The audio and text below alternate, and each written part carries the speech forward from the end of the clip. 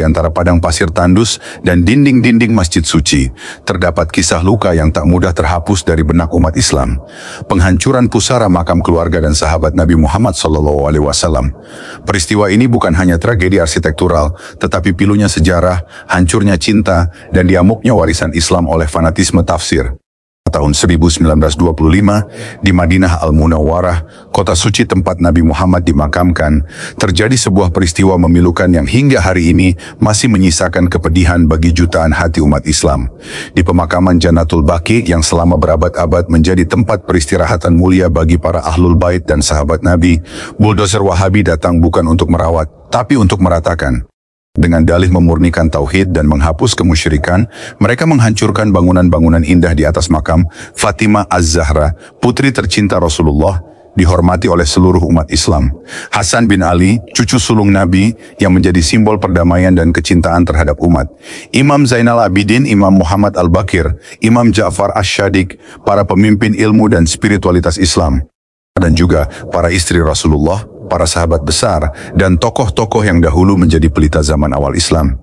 Tak hanya di Madinah. Di Makkah, makam Khadijah binti Khuwailid, istri pertama dan pejuang awal dakwah Rasulullah, juga dihancurkan. Bahkan tempat kelahiran Rasulullah sendiri sempat nyaris dihancurkan dan kini berubah fungsi. Jejak sejarah dihapus dengan palu ideologi. Apa yang mereka sebut pemurnian bagi jutaan muslim dari berbagai mazhab justru terasa sebagai perampasan warisan Islam.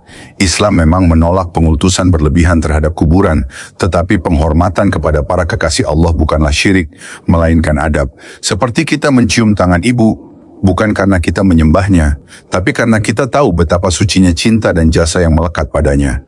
Yang menyayat, penghancuran itu dilakukan tanpa musyawarah dunia Islam, tanpa izin pewaris sejarah, tanpa tangis, seolah yang dihancurkan hanyalah batu, padahal di balik batu itu tertanam cinta jutaan jiwa. Kini Jannatul Baqi hanyalah tanah gersang, tanpa nama, tanpa nisan, tanpa penanda.